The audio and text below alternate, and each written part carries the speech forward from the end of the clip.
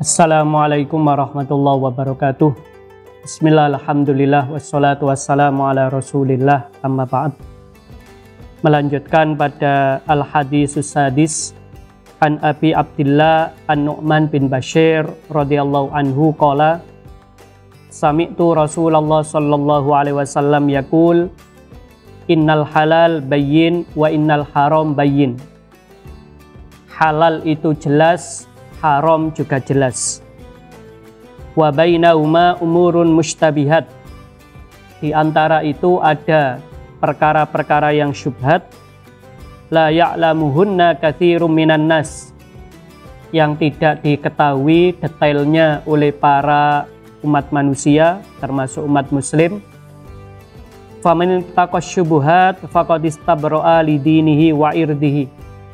Barang siapa menjaga diri dari perkara syubhat, berarti dia telah menjaga agamanya dan menjaga harga dirinya.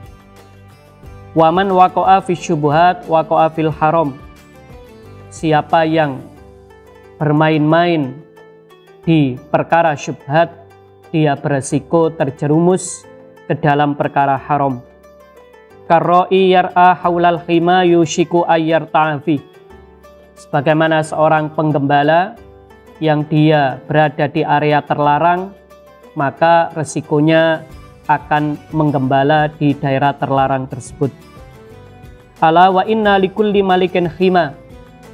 Setiap penguasa memiliki daerah yang menjadi perlindungan, daerah yang dilarang untuk diganggu. Ala wa inna khimallah maharimuh. Sedangkan wilayah yang tidak boleh diganggu oleh manusia adalah hal-hal yang diharamkan oleh Allah. Ala wa inna fil jasad mudghah. Di dalam tubuh kita ini ada satu organ tubuh, idza soluhat soluhal jasadu kulluh. Apabila organ tubuh tersebut baik, akan mempengaruhi seluruh organ tubuh yang lain ikut menjadi baik. Wa idza fasadat fasadal jasadu kullu. Demikian halnya apabila organ yang penting ini rusak, juga mempengaruhi seluruh organ tubuh yang lain. Ala wahyal qalb. Inilah yang dimaksud dengan hati. Menurut para ulama, syubhat adalah sesuatu yang masih didiskusikan hukumnya. Dalam bahasa teknis, termasuk kategori syubhat adalah perkara-perkara yang makruh. Di bulan puasa ini ada beberapa hal yang dinilai makruh oleh para ulama. Misalnya kita membuang makanan atau minuman pertama yang kita santap saat berbuka, maka itu hukumnya makruh. Apabila kita mencicipi makanan tanpa ada kebutuhan di bulan puasa, maka ini juga hukumnya makruh. Apabila kita banyak tidur di bulan suci Ramadan, juga hukumnya makruh. Sehingga dengan demikian, makna pertama perkara syubhat adalah segala sesuatu yang masuk kategori makruh. Lalu makna yang kedua dari masalah syubhat adalah hal-hal yang masih diperselisihkan pendapatnya oleh para ulama. Misalnya menyangkut hukum suntik. Para ulama berbeda pendapat menyangkut hukum suntik. Ada yang menyatakan hukum suntik maupun infus pada saat orang berpuasa adalah membatalkan puasa.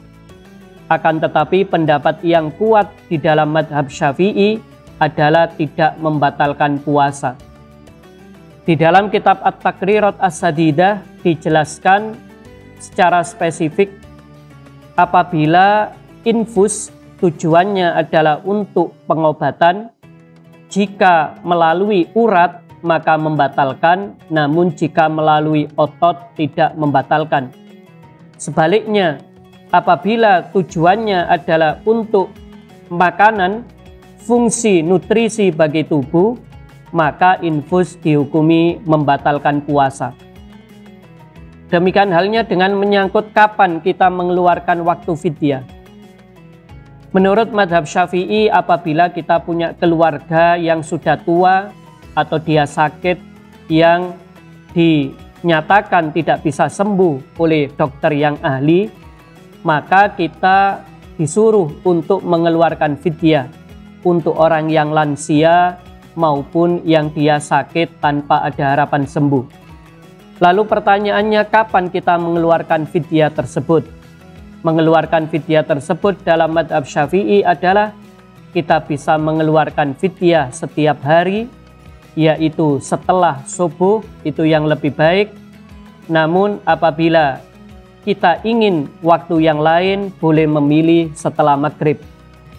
Apabila kita malas untuk setiap hari membayar fidyah, maka pilihannya adalah mengakhirkan bayar fidyah sampai nanti di penghujung bulan suci Ramadan, lalu ditotal jumlah berapa kali dia tidak puasa, lalu dibayarkan fidyah.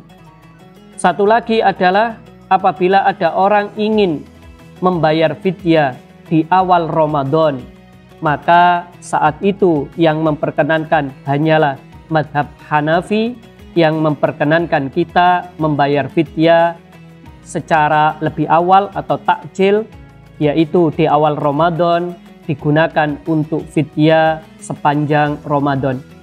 Ini adalah contoh-contoh bahwa apabila di kalangan ulama masih ada perbedaan pendapat, maka alternatif solusinya adalah al-khuruj minal khilaf mustahab. Kita keluar dari pendapat-pendapat para ulama agar memilih pendapat mana yang semuanya sepakat. Misalnya, apabila kita mengakhirkan bayar fidyah, maka tidak ada satupun yang menyalahkan kita di dalam proses pembayaran fidyah tersebut. Selanjutnya, di sini yang menentukan apakah seseorang itu mau melakukan perkara syubhat atau tidak, kata kuncinya adalah pada hati. Apabila hatinya itu jernih, apabila hatinya bersih, maka dia cenderung untuk menghindari hal-hal yang syubhat. Ketika dia mau jajan waktu buka maupun sahur, dia memilih makanan yang benar-benar dia yakini halal. Adapun kalau masih abu-abu, masih dipertanyakan, ini produknya adalah produk luar negeri yang minoritas muslim dan tidak ada logo halalnya, maka dia waspada dengan cara tidak mau membelinya. Demikian halnya apabila di wilayah-wilayah minoritas muslim, dia itu merasa bahwa makanan tersebut tidak ada jaminan halal, maka dia menghindarinya. Pada saat yang sama, apabila kita mau berbuka puasa maupun menyantap menu sahur, juga memastikan bahwa yang kita konsumsi adalah benar-benar halal, bukan perkara yang syubhat. Misalnya, apabila kita membeli ayam atau bebek, ternyata kita lihat bahwa proses penyembelihannya tidak jelas, yaitu tidak putus uratnya, tidak putus otot, tidak putus pada area tenggorokan dan pernafasannya, yang mana itu menjadi standar sebuah pemotongan menjadi sah, maka kita menghindari jenis-jenis ayam, bebek yang disembelih dengan cara-cara yang menurut kita meragukan. Walhasil dengan demikian, di dalam ajaran Islam ini, dengan kita menghindari perkara syubhat, berarti kita menghindari hal-hal yang dihukumi makruh, hal-hal yang masih diperselisihkan para ulama, dan dalam hal ini yang menjadi penentu adalah kualitas hati kita. Apabila ada seseorang mampu menjaga hatinya, kemampuan menjaga hati tidak terjerumus pada perkara yang syubhat ini disebut dengan wirai. Ada satu kata kunci yang di sini disebut dalam hadis, yaitu al-hima. Al-hima ini merupakan daerah konservasi, daerah yang digunakan untuk perlindungan alam. Semua binatang, semua jenis pepohonan yang ada di area al-hima tersebut tidak boleh diganggu-gugat. Walhasil dari hadis ini juga ada satu ilustrasi yang secara implisit mengajarkan kita untuk peduli kepada lingkungan, yaitu benar-benar menjaga tidak sampai merusak lingkungan, karena setiap pemerintah pasti punya lingkungan yang perlu dijaga. Adapun wilayah yang terjaga bagi Allah Subhanahu wa Ta'ala adalah hal-hal yang diharamkannya. Maka apabila kita menghindari perkara haram, menghindari perkara makruh, insya Allah kita menjaga agama kita dan menjaga harga diri kita. Demikian, wala'afu minkum, wassalamualaikum warahmatullahi wabarakatuh.